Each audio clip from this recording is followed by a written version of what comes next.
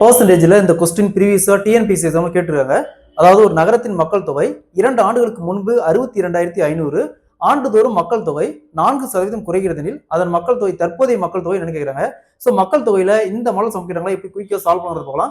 So அதற்கு முன்னாடி நம்முடைய அகாடமியில 2026ஆம் ஆண்டு வரக்கூடிய டிஎன்பிஎஸ்சி மற்றும் போலீஸ் எக்ஸாமுக்கான எஸ்பெஷலி மேக்ஸ் அண்ட் ரீசனிங்னு தனியா ஆன்லைன் கிளாஸஸ் அண்ட் டெஸ்ட் பேஸ்ட் ஸ்டார்ட் இருக்கு.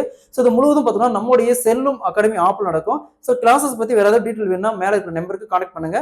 ஸோ நம்முடைய ஆப் பார்த்தோம்னா கீழே டிஸ்கிரிப்ஷன் லிங்க் கொடுக்குறேன், டவுன்லோட் பண்ணிக்கோங்க. கொஸ்டின்ல ஒரு நகரத்தின் மக்கள் தொகை 2 ஆண்டுகளுக்கு முன்பு 62,500 ஆண்டுதோறும் அதன் மக்கள் தொகை 4% குறைகிறதெனில் அதன் தற்போதைய மக்கள் தொகை என்ன கேட்கிறாங்க. மக்கள் தொகையில இந்த மாடல் சம் கேட்டாங்களா. ஃபர்ஸ்ட் கொடுத்துருக்கிற பர்சன்டேஜ் எடுங்க. 4%. 4% எப்படி எழுதுவோம்?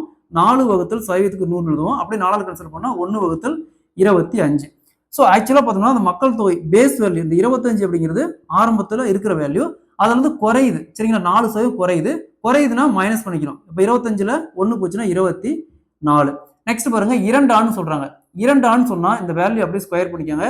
இதுலயே 3 ஆண்டு சொன்னாங்களா அப்படியே கியூப் பண்ணிக்கணும். ஒருவேளை 4 ஆண்டு சொன்னாங்களா அதை 4 டைம் பிரிக்கணும். So 25 square 625. அதே மாதிரி 24 ஸ்கொயர் 576.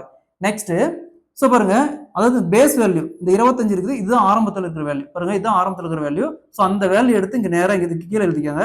62,500. ஸோ இந்த 625 எத்தனை டைம் பெருக்கணும்? 62,500 வருது இன்ட்டு 100 டைம்.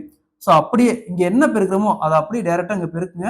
57,600 பேர். ஸோ அதன் தற்போதைய மக்கள் தொகை பார்த்தோம்னா 57,600. So option B is the correct answer, 57,600.